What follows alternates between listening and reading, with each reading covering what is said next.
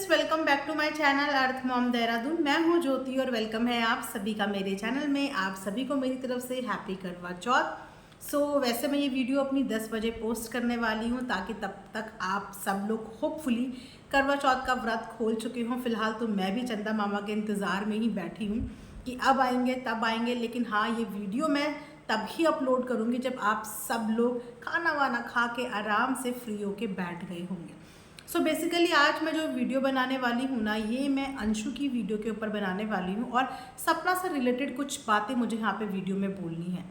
सपना से रिलेटेड, अंशु से रिलेटेड, क्योंकि अंशु के ब्लॉग आने के बाद मैंने कोई भी वीडियो उस वक्त पे नहीं बनाया था, क्योंकि उस वक्त पे मैंने सोचा कि क्या पता कुछ और दो चार चीज़ें आएंगी, कुछ प्रॉब्लम सॉल्व होगी या कुछ नई चीज़ हमें पता चलेगी। सो एकदम से किसी भी चीज़ पे रिएक्ट करने से बेटर मैं कभी कभी थोड़ा सा इंतज़ार कर लेती हूँ। लेकिन कभी कभी इंतज़ार का फल पता नहीं मीठा होता है या नहीं। आज के ज़माने में भी ये चीज़ें होती है या नहीं, वरना जब भी कोई प्रॉब्लम में होता है तो हम हमेशा यही समझाते हैं, आप भी हमेशा यही समझाते होंगे कि इंतज़ार करो, इंतज़ार का फल डेफिनेटली मीठा होगा। मैं इस उम्मीद में बहुत दिन से बैठी हुई थी कि जो भी मिसअंडरस्टैंडिंग अंशु और सपना के बीच में हो रही है या हो चुकी है, शायद वो आने वाले दिनों में रिजॉल्व हो जाए। क्योंकि मुझे यकीन मानो, बिल्कुल भी इस चीज़ का मैं सोच भी नहीं सकती थी कि ज़्यादा से ज़्यादा 2 या 3 या मैक्सिमम 4-5 दिन के अंदर इनका सॉल्व हो जाएगा। क्योंकि जिस तरीके का बॉन्ड हमने इन दोनों का देखा है ना, वो डेफिनेटली माँ बेटी का बॉन्ड था। और कोई भी माँ ना तो उतने टाइम तक अपनी बच्ची से नाराज़ रह पाती है, ना ही कोई बच्ची अपनी माँ से। तो मुझे ऐसा लगा था कि ज़्यादा से ज़्यादा 3 या 4 दिन के अंदर इन लोगों का पैचअप हो जाएगा और ये वापस से हमें एक साथ देखने को मिलेंगे। लेकिन मुझे नहीं पता, एग्जैक्टली मुझे नहीं पता कि ऑफ कैमरा क्या चीज़ें हुई हैं, क्या चीज़ें नहीं हुई हैं। क्योंकि अगर इतना बड़ा डिसीज़न किसी ने लिया है कि इतना इम्पॉर्टेंट रिश्ता किसी का, अगर वो रिश्ता बंद हो गया है, टूटना नहीं मैं बोलूँगी, क्योंकि मुझे अभी भी उम्मीद है और उम्मीद पे दुनिया कायम है।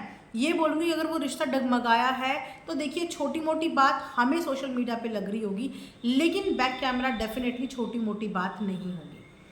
एक बार ऑलरेडी सपना ने घर की बहुत सारी चीज़ें बता के शायद कहीं ना कहीं गलती कर दी और उस गलती से वो सीखी है। हर इंसान लाइफ में गलती करता है और गलती करने के बाद वो सीखता है और उसे ये चीज़ें समझ में आ गई कि सोशल मीडिया पे अपनी बात रखने का मतलब है कि एट द सेम टाइम आपको सपोर्ट मिलेगा और दूसरे ही पल यू नेवर नो कि कब आपके अगेंस्ट ही वो चीज़ें चली जाएं। क्योंकि यहाँ पे इंसान का जो माइंडसेट है ना, वो एक जैसा नहीं रहता है। कभी वो माइंडसेट बदलता है, कभी वो माइंडसेट और ज़्यादा बदलता है और कभी कभी तो इतना बदल जाता है कि हमने जिस कॉन्फिडेंस के साथ चीज़ों की शुरुआत करी थी वो बिल्कुल हमारे विपरीत चली जाती है। जो गलतियाँ वो पास्ट में कर चुकी हैं, आई एम श्योर कि अब फ्यूचर में उन्हें वो कभी भी रिपीट नहीं करेगी। और शायद यही रीज़न है कि बैक कैमरा क्या चीज़ें बिगड़ी हैं, क्या चीज़ें बनी हैं, उन चीज़ों के बारे में अभी तक भी सपना ने नहीं बताया। लेकिन हाँ, उसने इतना ज़रूर बता दिया कि अब वो किसी भी नेगेटिविटी का पार्ट नहीं बनना चाहती।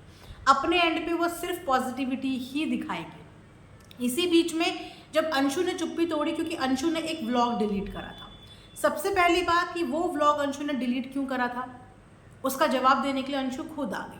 अंशु ने वो ब्लॉग कहीं ना कहीं डिलीट करा था उन नेगेटिव कमेंट्स की वजह से, जिन नेगेटिव कमेंट्स के लिए थोड़े दिन पहले अंशु खुद अपनी भाभी को समझा रही थी कि भाभी आप ये नेगेटिव कमेंट से क्यों इम्पैक्ट होते हो, नहीं होना चाहिए, मैं तो पढ़ती भी नहीं हूँ। ये अंशु के ही वर्ड से ना कि मैं वीडियो अपलोड करने के बाद कमेंट्स पढ़ती ही नहीं हूँ। तो जब वीडियो अपलोड करने के बाद अंशु कमेंट्स पढ़ती ही नहीं है तो अंशु ने उस वीडियो के कमेंट्स क्यों पढ़े, और अगर पढ़ भी लिए थे तो क्यों इतना बॉदर हुई। अपनी फैमिली को दिखाना कोई गुनाह नहीं है। अगर वो तुम्हारे कंटेंट का हिस्सा है, तुम्हारे पास फैमिली है दिखाने के लिए। ये पूरा इंसिडेंट देखने के बाद अगर मैं अपना एक पॉइंट ऑफ व्यू शेयर करती हूँ तो मुझे ऐसा ही लगता है कि ऑडियंस की किसी भी बात से इन्फ्लुएंस नहीं होना चाहिए।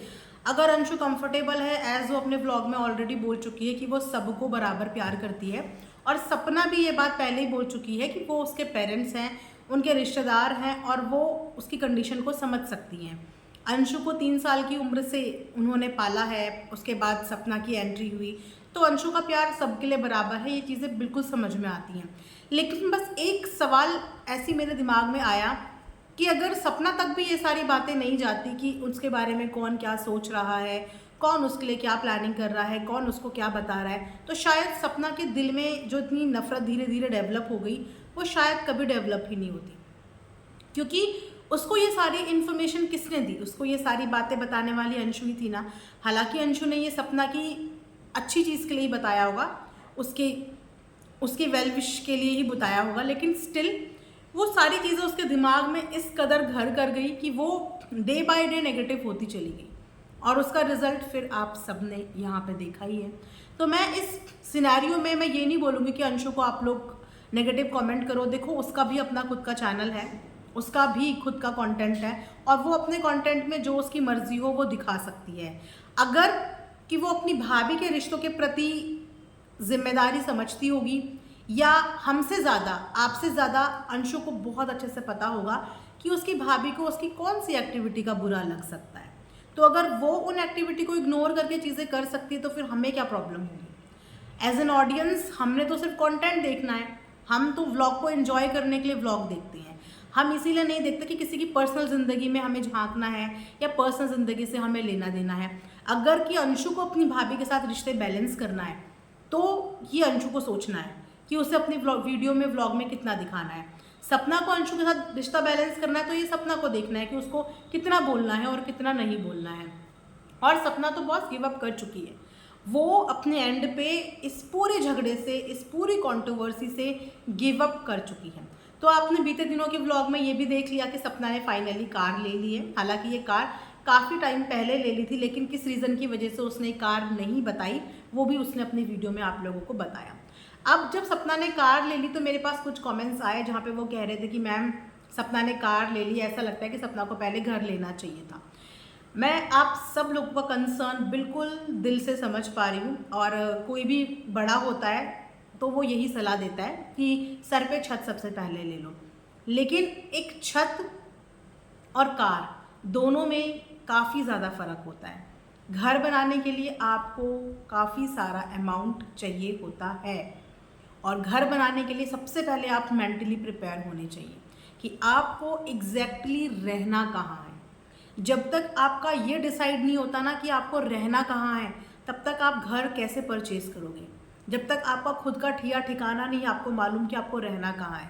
अब आप देखिए कि अभी ग्वालियर आए हुए सपना को ऑलमोस्ट 1 महीना ही हुआ होगा, 1 सवा महीना। इस बीच में उसने बेटी का एडमिशन भी करा दिया था, लेकिन अब उसको ऐसा लग रहा है कि ये जगह कंफर्टेबल नहीं है। क्यों? क्योंकि उसकी फैमिली को यहाँ पे आने जाने में बहुत प्रॉब्लम हो रही है। सो इस वजह से हो सकता है कि उसको वो जगह छोड़ के रीलोकेट भी करना पड़े। तो जब अभी उसका ये ठिकाना ही नहीं है कि उसको एग्जैक्टली रहना कहाँ है, तो वो किस जगह पे घर बनाएगी? अभी 1 महीना हुआ है। आई थिंक जब सारी उम्मीदें टूट जाती है ना इंसान की, सारी तरफ से उम्मीदें टूट जाती हैं, उसके बाद वो डिसाइड करता है कि अब मेरे को फाइनली अपने लिए छत का इंतज़ाम करना है और मुझे इस जगह पे अपनी छत बनानी है। अभी तो एक तरीके से सपना का एक्सपीरियंस का टाइम चल रहा है। अभी वो सिर्फ एक्सप्लोर कर रही है, एक्सपीरियंस ले रही है। धीरे धीरे जब उसे 5-7 महीने हो जाएंगे, साल भर हो जाएगा, तब एग्जैक्टली वो डिसीजन ले पाएगी और डिसाइड कर पाएगी कि उसको कहाँ रहना है और कहाँ लेना है। गाड़ी जैसी चीज़ तो ये है कि गाड़ी जैसी चीज़ आपकी बहुत सारी इजी इंस्टॉलमेंट में आपकी बहुत सारी चीज़ें हो सकती हैं। प्लस छोटे बच्चों के साथ गाड़ी की ज़रूरत पड़ती है, एक कंटेंट क्रिएटर को गाड़ी की ज़रूरत पड़ती है। आपके कोलैबोरेशंस हैं, आपके मीटिंग्स हैं, आपके इंटरव्यूज़ हैं, आपको कंटेंट के लिए इधर उधर जाना पड़ रहा है, कभी बच्चों की तबीयत ख़राब हो गई, मतलब बहुत सारी चीज़ें। तो उस वक्त पे अनजाने शहर में आप बार बार किसी को मदद के लिए नहीं बोल सकते। और अपनी गाड़ी, अपना घोड़ा गाड़ी, देखो अपनी घोड़ा गाड़ी होती है। अब किसी भी समय पे, किसी भी सिचुएशन में, किसी भी इमरजेंसी में आप एकदम से उठा के कहीं भी मूव आउट कर सकते हो। तो ये चीज़ जो उसने ली है बहुत सोच समझ के ही लिया होगा। और घर बनाना एक बहुत बड़ा डिसीज़न है, मैं जानती हूँ, और मैं आप लोगों की इस बात से अग्री करती हूँ कि सपना को अपने घर के बारे में सोचना चाहिए। लेकिन उससे पहले सपना को ये सोचना पड़ेगा ना कि सपना ने आखिर सेटल कहाँ होना है, कौन सी लोकेशन है जहाँ पे वो रहना चाहती है, क्योंकि अपनों से दूर भी वो नहीं रह पाएगी।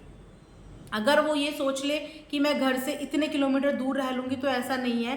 कभी ना कभी आपको अपनों की ज़रूरत पड़ती है, और फिर अनजाने शहर में आप बस मुंह ताकते रह जाते हो और आपको आपके आसपास कोई नहीं दिखता।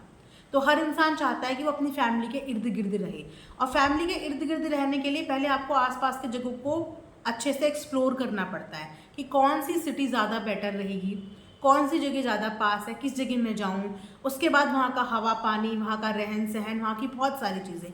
एक बार इंसान ढब जाता है ना, एक साल निकाल लेता है, तब उसको समझ में आ जाता है कि हाँ मैंने यहाँ पे साल भर निकाल लिया, इसका मतलब कि मैं आगे के टाइम पे भी यहाँ पे रह सकता हूँ। तो वो कंफर्ट जोन आने में देखो टाइम लगेगा। घर बहुत आसान, एकदम से घर लेने का डिसीजन इतना आसान नहीं होता, और इस चीज़ के लिए वो पहले भी कितना अपना लॉस कर चुकी है, आप लोगों से कुछ छुपावा नहीं है। तो अब मैं तो यही बोलूँगी कि जहाँ भी अपना पैसा लगाए वहाँ पे सोच समझ के अपना पैसा लगाए, सोच समझ के। ऐसा ना हो कि कहीं गलत जगह वापस से पैसा फंस जाए, क्योंकि अब बहुत मेहनत की कमाई है सपना की, बहुत मेहनत की कमाई, और उस कमाई में उसे बहुत सारी चीज़ें मैनेज करके चल रही है। ज़ीरो से अपनी ज़िंदगी की शुरुआत करी है, और आप देख रहे हो कि मेहनत कर रही है, मेहनत करने में हार नहीं मान रही है, सिर्फ यूट्यूब के भरोसे नहीं बैठी है। ये बात सपना भी जानती है कि यूट्यूब की कमाई, यूट्यूब की इनकम, यूट्यूब के व्यूज़ परमानेंट नहीं है। ये आज नहीं तो कल डाउन भी होते हैं। अगर किसी का बहुत अच्छा काम चल रहा है तो उसका डाउनफॉल भी आएगा, और उस डाउनफॉल के लिए आपके पास बैकअप होना चाहिए, ताकि जब आपका डाउनफॉल आए तो उस वक्त पे आपका बैकअप आपके काम आए। क्योंकि हस्बैंड नहीं है, कोई ऐसा गार्जियन नहीं है जो उसके डाउनफॉल में उसकी मदद कर पाए, तो उसका खुद का जोड़ा हुआ पैसा ही उसके डाउनफॉल में उसकी मदद करेगा। जितने भी यूट्यूबर्स हैं, जितने भी क्रिएटर्स हैं, वो ये बात अच्छे से जानते हैं कि यूट्यूब पे काम करने के लिए भी कुछ साल ही हमारे पास होते हैं, उसके बाद हर कोई इंसान का डाउनफॉल आता है। तो ये कोई परमानेंट जॉब नहीं है। लेकिन बच्चों की ज़िंदगी अभी आगे बहुत है, अभी तो वो बहुत छोटे बच्चे हैं, उनका तो पूरा का पूरा फ्यूचर अभी पड़ा हुआ है। तो उसके लिए किन खर्चों की कब कहाँ कैसे ज़रूरत पड़ेगी इसका आइडिया नहीं है। और यूट्यूब की कमाई आपके सारे खर्चे पूरे नहीं कर सकती है, ज़िंदगी भर खर्चे पूरे नहीं कर सकती है, सिर्फ कुछ साल ही कर पाएगी। तो एक बैकअप प्लान जो वो लेके चल रही है वो भी बहुत अच्छा बैकअप प्लान है, एक अच्छा काम है जिस काम में उसे आगे चल के ग्रोथ भी मिलेगी। तो मैंने सोचा चलिए एक छोटा सा रिएक्शन वीडियो मैं इस पर बना देती हूँ।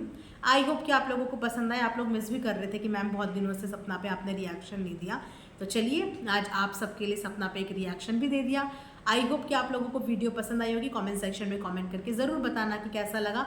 मिलेंगे नेक्स्ट वीडियो में, तब तक अपना ध्यान रखिए। Thanks for watching earth mom Dehradun.